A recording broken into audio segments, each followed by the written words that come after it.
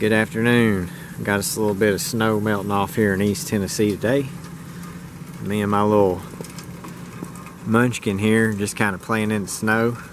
She is turning snow into ice, she said. So that's all fun. But anyway, figured while I was out here, I'd show a video of my old mobile setup in the old Silverado here, because on account of working and trying to build a house, I just haven't had time to do any radio projects or post any radio videos. So figured now's the opportunity to shoot me a short one here and show what I got going on in here. We'll be back. How about this neighborhood living, man? I've never in my life until we lived here have I had a place where I couldn't walk outside the front door and take a leak, you know? I grew up in the woods, and then when I moved out from home,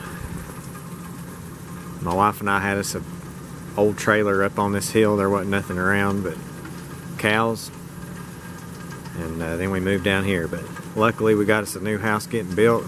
We've got a little bit of privacy coming, and I cannot wait to get out of here. But nonetheless, let's show the mobile. Okay, this is inside the old 2009 Silverado.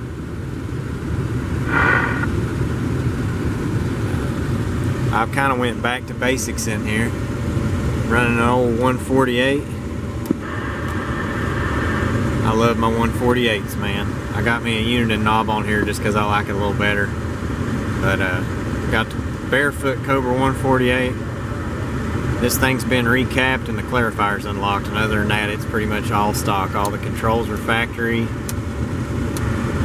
It's in overall good shape. I think it's an 1986 Taiwan. And I'm just running this old cheap Superstar mic on it. But by golly, it works good on this radio. I've got it kind of pedestal mounted here. I finally just broke down and said, you know what? This truck's always going to have a radio in it. I might as well just drill me some holes and get this thing mounted right. So I got this pedestal mount off Amazon for like 12 bucks. And got this radio mounted on it. It's set up where I can change the bracket out to run different size radios, whatever. But that's what I'm running right now. Also up here in the dash, I'm going to redo this. I've got a different piece of trim here that'll allow me to get this scanner on out and look more factory. But got the unit in 536. Whoops, I hit a button on it. It's quick keys. But what's left to listen to around here that's not encrypted, I like to listen to. In the area of 7th and Elm, have a single vehicle 1045. Over. But yeah, I got my scanner in the dash, and I've got it hooked to this external speaker here. My CB is hooked to this Driver Extreme speaker up here on the dash. And I'll tell you what, that is one killer sounding speaker. You talk about a good full sound, made like a tank. I mean, they're a little spendy, but you get what you pay for. And then up here, I've got my little unit in 355 scanner, just an analog scanner. Hello. I use it for close call a lot to be able to see what's going on in my immediate area. I've had a lot of fun with that, but this is what I'm running in here. You know, normally I run a Striker 955. I've even run some heat behind it. Well, not the 955, but I've ran boxes in here before in this truck with other radios.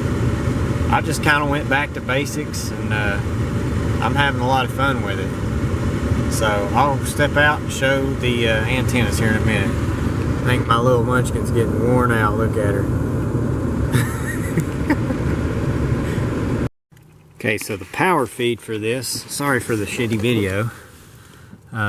I've got a 4-gauge hot and a 4-gauge ground that come in and hit these buses straight off the battery. The ground goes to the frame, and then I've got a 3-inch braid from the frame to the cab to the fender to the negative battery terminal. This power cord here is temporary. I was testing something. Obviously that's not permanently routed. And the power cord for my radio is 10 gauge with an XT90 connector.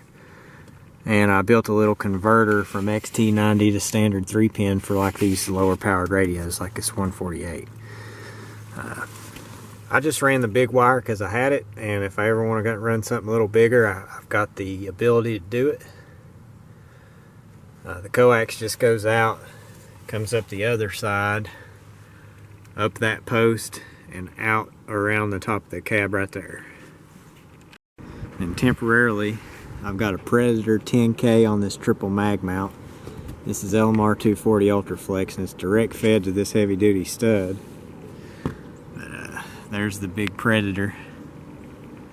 She's a beast. Great antenna, but this is also temporary. I'm just waiting on my coax to come in. That's being specifically built to match up with my puck mount, and then I'm going to put a puck in this thing and probably just use the same antenna. But this is a crappy little dual band antenna I've got running to my Uniden 536 scanner in the dash. This little one here is a cheap, you can see it's already rusting, Amazon special for the other scanner. And then I've got a dual band antenna right there for my GMRS radio that's not in the truck yet. So that's my antenna setup. Okay. So that's the overview of the mobile setup. Definitely nothing fancy.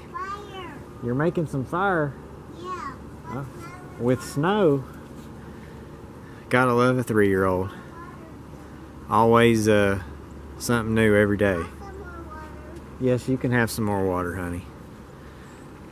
Definitely a long ways to go on this setup, but I just want to put something radio related out there for you guys, and hope everybody's staying warm. I got a toddler that's ready to roll. We'll see y'all later. 73s.